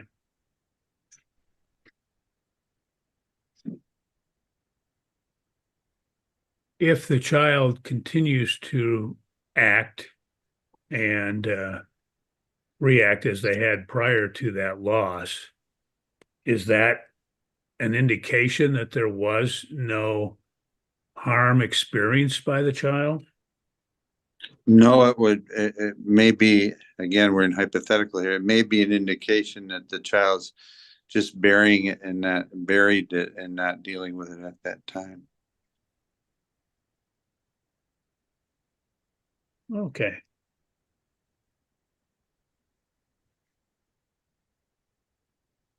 Mr. Bartell, anything else?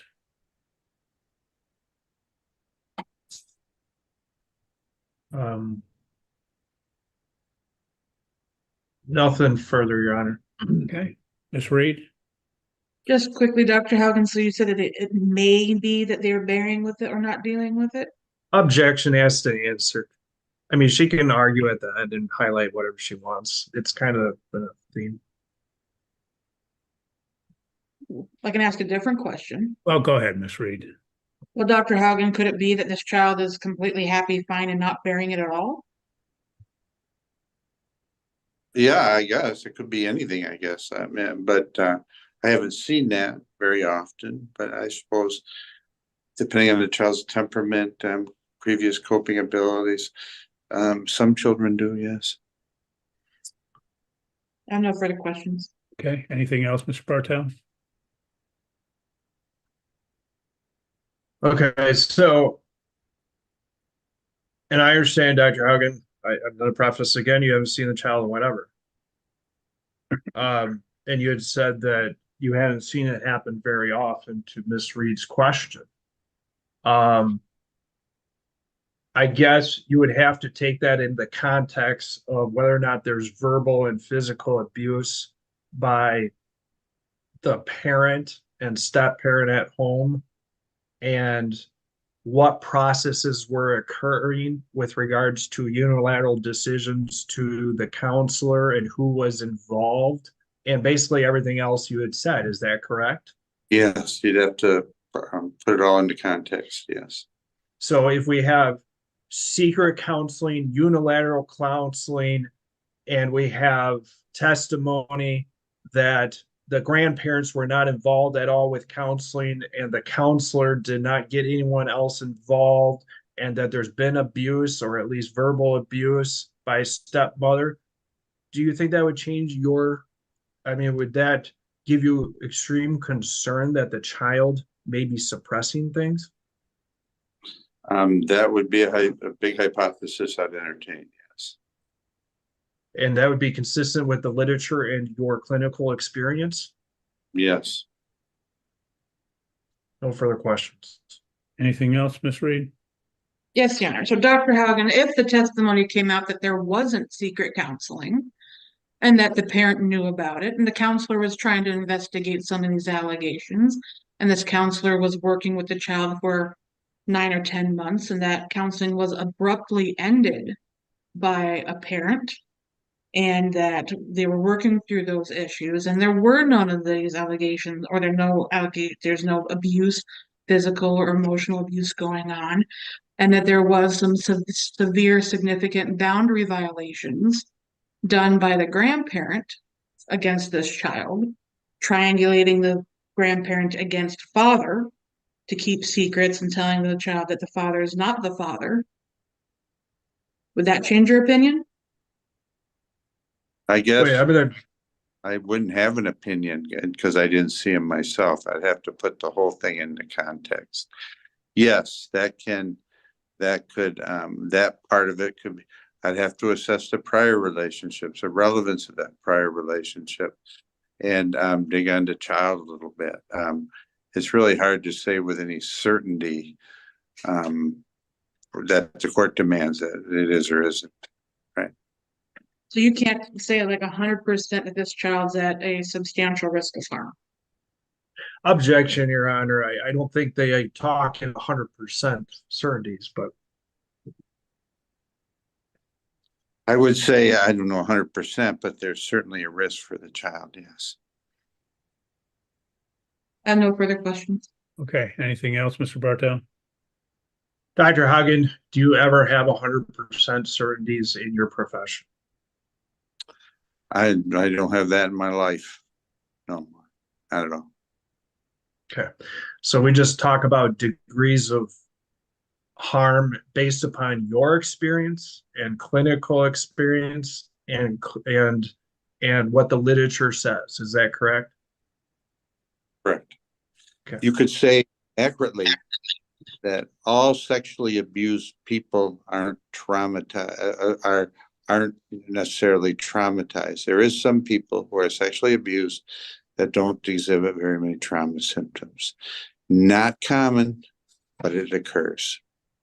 It's not popular in the literature either, but it occurs. And like I and like we I Percent certainty. Right. But most of the time, often it occurs that the child demonstrates some harm.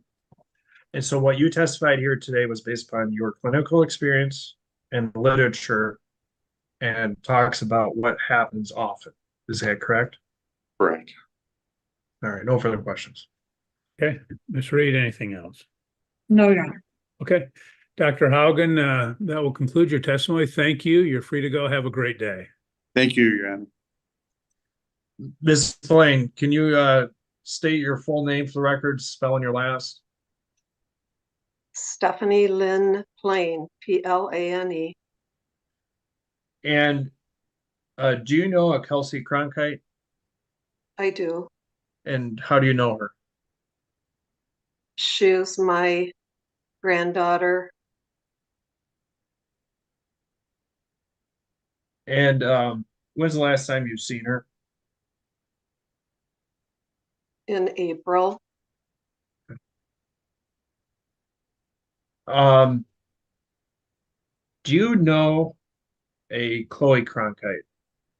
I do. And how do you know her? She is my bonus great granddaughter through marriage. And you know Ori Cronkite? I do. And who is he to you? He is my granddaughter's husband, so my step grandson. And let me ask, have you in the past seen Kelsey engage with Chloe? Many times. Okay. Have you ever seen her badmouth Taylor Morgan in front of the minor child? Not Taylor, no. Okay. How would you indicate that Kelsey's demeanor towards, I mean, let me rephrase that. Have you ever seen her scream at Chloe? Yes, several times. Okay. The best you could tell, at least the reaction from Chloe. How did Chloe take that?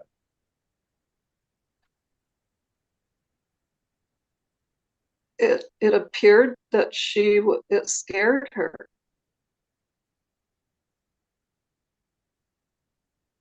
Anytime And children are yelled at, it scares them.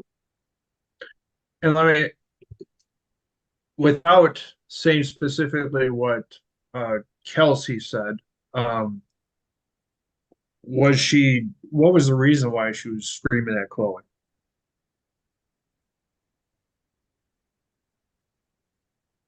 Kelsey has a short temper, and if Chloe maybe did something that displeased Kelsey, if she lied to her or if she picked on her brother, Kelsey loses her temper easily.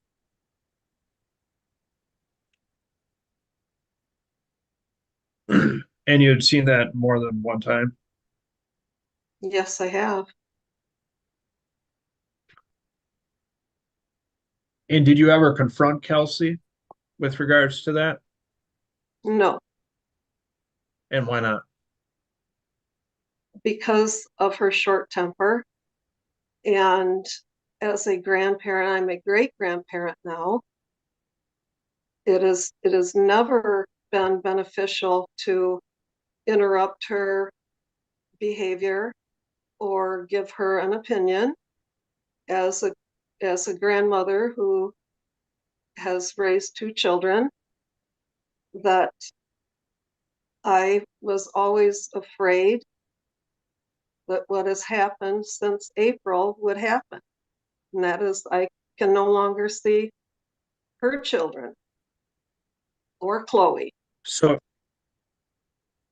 So is it fair to say that you would walk on eggshells with Kelsey for fear of not being able to see your grandchildren? Absolutely. It's always been that way. Is If that I I, would because she, object. How is this relevant to the grandparenting time case now?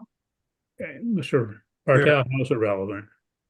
well, we just got off testimony from Dr. Haugen, where he was talking about the dynamics between a parent and a step parent, including yelling and screaming and physical violence, and how that can affect a child and what is going on here. This fits perfectly in what we're talking about. The response, Ms. Reed? But how is Stephanie's relationship with Kelsey relevant to the grandparenting time case before? It is foundation, Your Honor, to indicate what she was doing, the interaction with Kelsey, and how Kelsey has always been around her and the children. I'll allow for a limited purpose. We don't need to go into it too much, but obviously, because we have to look at best interests, the court will consider it. Ms. Plain, is it fair to say that you'd walk on eggshells around Kelsey? often, yes. Yeah. Did it appear that Kelsey would control the situation or all situations with the children? Most always, because she was 90% parenting with all three children and previously all four children.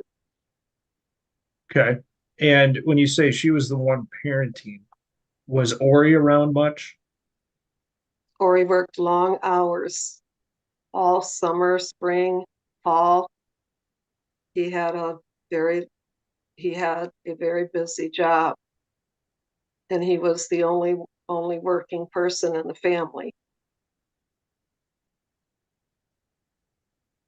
And did you see Kelsey control Chloe? Oh yes, certainly. In which ways would you see her control Chloe? But just like any parent, she was in charge.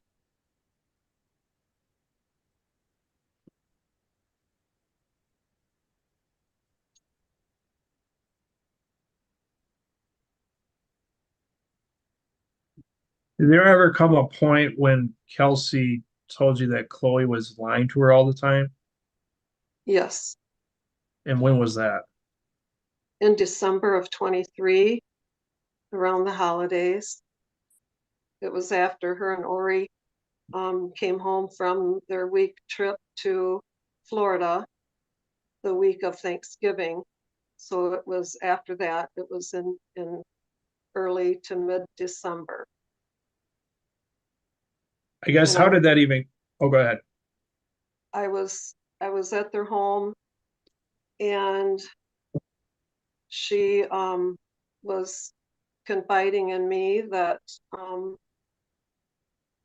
Chloe was lying to her all the time, and it was becoming a problem. And as well, she complained about Uriah, that he was becoming very aggressive, and so that's when it was.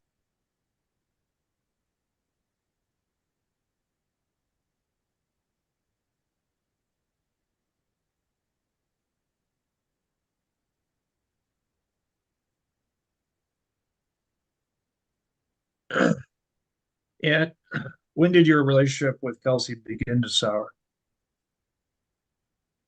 In late January of this year. Okay. And why was that? She was planning their end of February trip to Florida, and I'm gonna asked object, me, Your Honor. I still don't see why a relationship souring is relevant to grandparenting time. How is that, I guess- Mr. Martel? Your Honor, I guess I can rephrase it and get to the point. I Okay, guess. thank you. Yep. Yep. Miss Plain, did there ever come a time that Kelsey wanted to borrow your car and put the children in danger? yes. Okay, could you describe that situation to the court? She asked if I could pick them up at the airport, and take them to their hotel. And after I thought about it, at first I said, of course I will. And then after I thought about it, after we had hung up, I realized that my Subaru Forester does not fit 6 people. It only fits 5 people, and without car seats in the only back seat, with only 2 adults in the front, you can't fit another adult and 3 children in my back seat, which to include Chloe, who was 5 years old at the time. So I texted her. Kelsey gets so angry so quickly that I can't have a calm conversation. And so, as walking on eggshells, like I said, I texted her. She constantly prefers texting to speaking. And I said, Kelsey, I texted her, I said, I realized you're going to have to get a larger vehicle. 6 of us. I'm gonna object again, Your Honor. I don't see how any of this is relevant to grandparenting time. Okay, Mr. Bartel? Well, I mean, the testimony overwhelming majority of the people, including family on the other side, has indicated that Kelsey takes care of all of the children. including Chloe. We have heard her anger and whatever else, and this goes to the best interest factors because Mr. Cronkite has no issue with his wife putting the children at risk. So it still goes to the best interest factors that the court may have to consider. Okay, well, I'll overrule the objection. Go ahead. So when I told Kelsey that she was going to have to get a larger vehicle because of the tragedy that happened in 2022 that caused the death of our first great-grandchild, her first child, I said that I wouldn't drive 10 minutes with those children not safe in the car. And she became angry with me and started texting me, telling me, don't call me. You're I'm gonna stressing me object to out. hearsay. Sustained. But she became angry, Miss Plain. Pardon me. She became angry. Well, by text, she became angry. Yes. And then she didn't talk to you after that. No, Okay. not, One other not thing. Oh.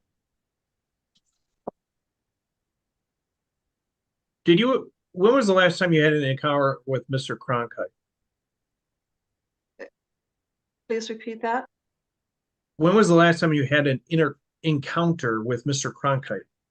Oh, I had an encounter with Ori Cronkite on a Sunday afternoon on a freeway, a very busy freeway on a Sunday after church.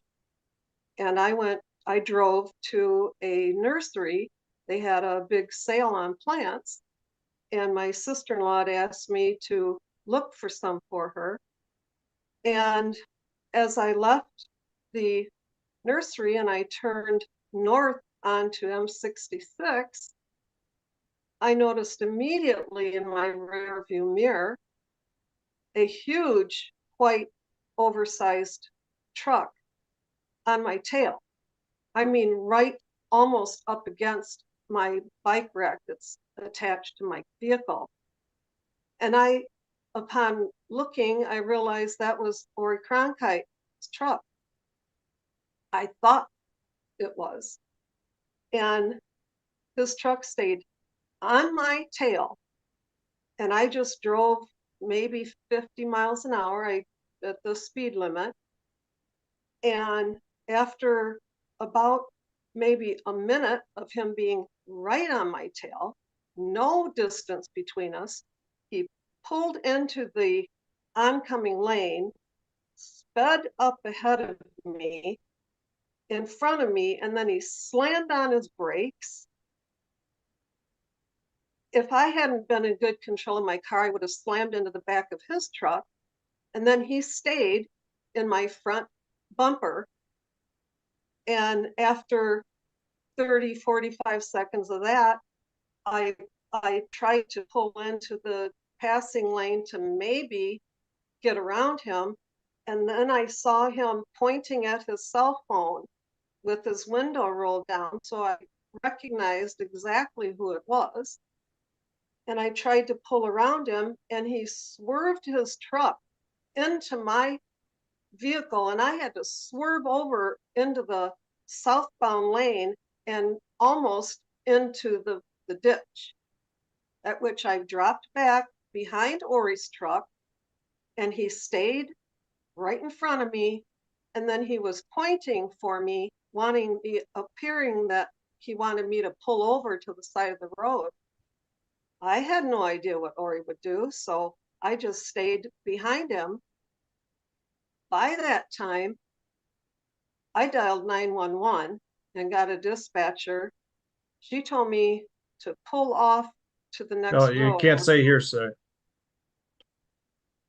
And so we got to near Station 66, the restaurant. Okay. So you had this encounter where he had almost run you off the road. Is that correct? Yes, sir.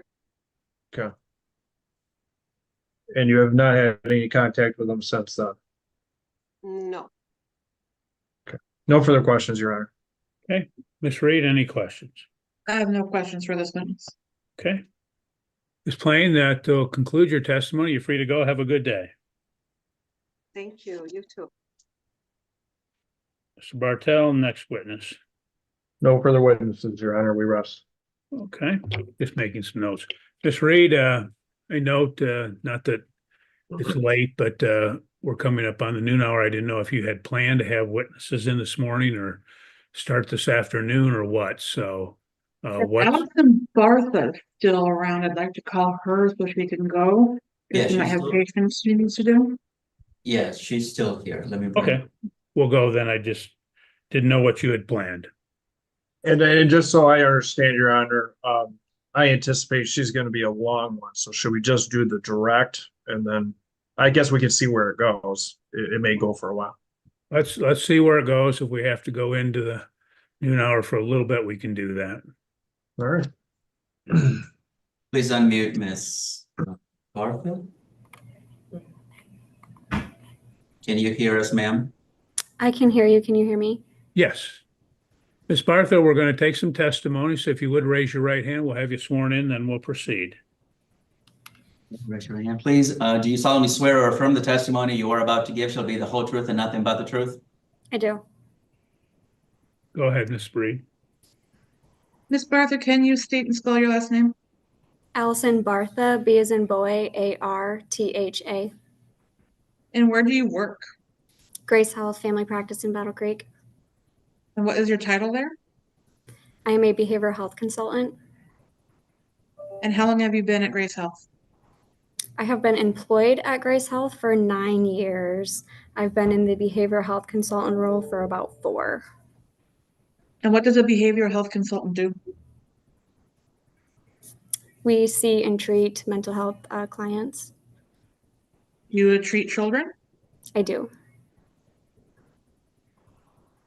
Do you have any sort of licenses? I have a license in social work through the state of Michigan. Do you attend any classes to maintain that license? We do continuing education. Do you possess any degrees? I have my associates, my bachelor's, and my master's. And what are those in? My associate's is in human services, and my bachelor's and master's is in social work. Do you specialize in any particular social work field? I particularly see like PTSD, anxiety, depression. I keep my schedule open for kids and adults. I wouldn't say that I have like a narrow specialization or credentialed in a specific area or field. Okay, and do you know a Chloe Cronkhite? I do. And were you seeing Chloe Cronkhite for counseling purposes? I was. And how was that arranged? She was put on my schedule. Were you specifically requested? I believe so. And do you have previous contact with the Cronkhite family? Do I have previous? Are you seeing anybody else with the Cronkhite family?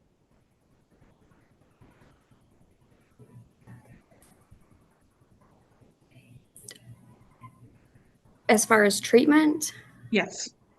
I believe that would be a violation of my HIPAA to expose my caseloads. And Ms. Reed, what's your response? I can ask a different question. Okay, thank you. How long were you treating Chloe? I have here. Your Honor, I'm going to object if she's looking at notes. She's got to go off her memory. And there's a process to go through otherwise. Well, maybe if you need to, Ms. Reed, to get her to refresh her memory. Do you know if it was the beginning of this year? I would say, yeah, beginning of this year, end of last year. If I had to guess, yeah. And do you know how long you were treating Chloe for? It was quite a few months. It was an extended period of time, yeah. And what was the reason for counseling? I believe she was brought to me due to a change in routine. was routinely seeing her grandparents and talking to her mom, and it kind of stopped. So she was brought to me due to change of routine and some behavioral outbursts or some anxiety that we were working on. And what tools and techniques are being explored in counseling to help deal with the change and her anxiety? I focus a lot of on Your hands-on Honor, activities. if I can, now that we've gotten into the, now we're testifying about seeing Chloe, I'm going to object to her testimony. I'm going to say that because we already have testimony from Miss Morgan that this was unilaterally done. This court has the inherent authority to strike any testimony or evidence or anything that was obtained through an unlawful purpose. And therefore, this court has the ability to decide whether or not it will allow this type of testimony. I say that because the parents' decision-making authority, what we talked about earlier with Ms. Morgan, is that she did not agree to this counseling. And like I said, this court has the inherent authority to strike anything that was wrongfully obtained, whether it's a pleading or evidence in any particular matter. Okay. Ms. Reed, what's your response? Well, it's our position, Your Honor, that Miss Morgan agreed to this counseling initially, even though now she says she didn't. This counseling went on for a period of 9 months. There was no unlawful purpose for this counseling, and this counselor can provide information to the court regarding the best interest of the child and if there is a substantial risk of harm to this child. Okay. Mr. Bartel, does that address your objection? Not really. Just saying that a person can address different factors isn't really on point. With regards to what this court has in front of it is testimony from Taylor Morgan herself, who indicated, I did not agree to this counselor seeing my child. I guess the inquiry could be of this counselor as to whether or not she received a waiver and consent from both parents, which I will submit to the court. This counselor, in fact, did not. Well, why don't Mr. Bartel, I'll give you an opportunity to voir dire the witness, and then we can see what happens. Sure. Ms. Bartha, did you know who the mother of Chloe is? Yes. And how'd you get that information? Through Chloe. Okay. Did you get any information from the father? No. Okay. And did you get any information from Chloe's stepmother? No. Okay. And so you had someone come, what is your process at Grace Health to ensure that there has been authorization given for a child to see you? They will schedule an appointment with our receptionist, and the receptionist do and file all of that paperwork. And then she's placed on my schedule. Okay. And does your facility have forms for both parents to sign to consent to the treatment? I don't know that I can speak on that because I haven't been trained as far as like the paperwork process that has to be filled out when a new patient is being established in our facility.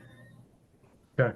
And are you aware of your facility ever getting a consent from Miss Morgan to treat Chloe? Yeah, I don't know that I can speak on that either. And it was your understanding that Miss Morgan and Mr. Cronkhite were not together, correct? Yeah, yes, I did know that. Okay. And was it your understanding that they may not have agreed on various things and have been involved in the court system before with regards to custody with Chloe? That was not my understanding, no. But you did not inquire either about that. Is that correct? Not unless it was brought up in sessions with Chloe that her mom was incarcerated. We would talk about some phone calls that she would have Okay, but you never inquired from the father, is that correct? No, Is there a reason why you wouldn't have any conversations with the father? that's out of my job duties at Grace Health to inquire information about that. That would have already been done through the initial intake process when they scheduled the appointment. Do you have a particular supervisor at your place that I do. supervises your work? I do. And who is that? Dr. McLeod. I guess, Your Honor, I would still renew my objection. There's no information here that had indicated that there was a waiver and consent for such counseling to occur with Chloe in this particular matter. We had only one side bringing Chloe in for particular counseling. There is joint legal custody. Mr. Cronkhite has a history of unilaterally doing things, and he is fully aware of how this process works. He's not new to the court system, and the court obviously understands that given the extensive history in this particular matter. Okay. Ms. Reed, what's your response? I still do not see how this was for an unlawful purpose. The child needed counseling. It was placed in counseling. And this witness can offer the court information that is up to date, at least until counseling was stopped as of a couple months ago. If I could respond, Your Honor, go ahead. they just admitted essentially that we got the information. It was for a lawful purpose to seek counseling, and guess what? It was Mr. Cronkite who filed a motion the day after. I think it was our last hearing or the hearing before, asking for counseling to continue. He knows the process, and they're still not addressing that he knows the process. And legal custody means that both parents agree on what's going to happen with regards to important decision making concerning the minor child, which clearly includes mental health treatment. Okay. Any response, Ms. Reed? We did file motions to continue counseling, but custody and parenting time issues are a separate and distinct issue. Rather, you can't combine them with grandparenting time. If we're having custody and parenting time issues, then you bring that in the custody case under a parenting time issue or the custody issue or whatever it may be, because Ms. Morgan is in prison. This witness is here to testify about this child's best interest and substantial risk of harm regarding grandparenting time. These are two different issues. Well, maybe two different issues, Ms. Reed, but obviously Ms. Morgan does have joint legal custody. And with joint legal custody comes all sorts of, again, responsibilities and privileges, if you would, and that's to make important decisions concerning the child's well-being, their health, and all sorts of other things. It's spelled out usually in the custody order. And in this particular case, Mr. Cronkhite has physical custody, but the parties share legal custody. And in this case, the defendant has testified that she did not agree to the counseling. She wouldn't agree to the counseling. In fact, she fought that, and it was fought when it came before me. I discontinued the counseling because it would not be consented to. Today, Ms. Bartha's sought there's going to be testimony concerning the child, and we don't have a waiver signed by Ms. Morgan or consent for the counseling or consent for her to testify as to those issues, which she has a right as a parent to do. So the court does believe that, again, there, at least as it relates to that joint legal custody, that she maintains and retains those rights. And there's been no waiver or consent to that. So the court is going to bar the testimony of Ms. Bartha at this particular time, unless there should be a waiver or consent at some point in the future. So, Ms. Bartha, I guess I will conclude your testimony. You're free to go. Thank you. Next witness, Ms. Reed. My next witness is going to be Ari, and that's going to be another long one, so I would not object if the court wants to break or continue. Why don't we do this? Why don't we break and then we'll come back at why don't we come back at start at 1 o'clock? There's an agreement that there will be grandparenting time in this matter. And it will occur in this fashion. There will be reintegration counseling sessions with Margaret Hunter, and grandparents will be responsible for that reintegration counseling payment. However, Mr. Cronkhite has to first submit it to his insurance, and whatever is not picked up by that, then my clients will be on the hook for those counseling sessions. Reintegration is to occur as follows: that no later than 3 months after the first session, grandparents will receive every other weekend grandparenting time from either after school, or if school is not in session, then 6 p.m. until the following Sunday at 6 p.m. They will also receive 2 non-consecutive weeks in the summer, and they will also receive a 4-hour period during the Christmas week, but they have to give 2 weeks notice for the 4-hour period that they wish to have. During the reintegration period, there will be no grandparenting time until after the 3rd session with Margaret Hunter. Then Margaret Hunter will make the decision as to what that looks like between after the 3rd session and no later than 3 months after counseling started, as to what that grandparenting time would be for the reintegration. My grandparents, or whoever is exercising or going to have the time with Chloe, will have to pick her up. And then there is currently, we had a discussion with Dr. Haugen, and he's going to get us a list of things that he believes should be worked on during the counseling sessions, such as no secrets, communication, privacy, and that will be provided to Margaret Hunter. Also, there is a motion set for Monday, and it is my understanding that it is a motion for attorney's fees and costs by the plaintiff, and that will be withdrawn with regards to this matter. Okay, was that withdrawn with prejudice? Yes, Judge. Yes. Okay. So,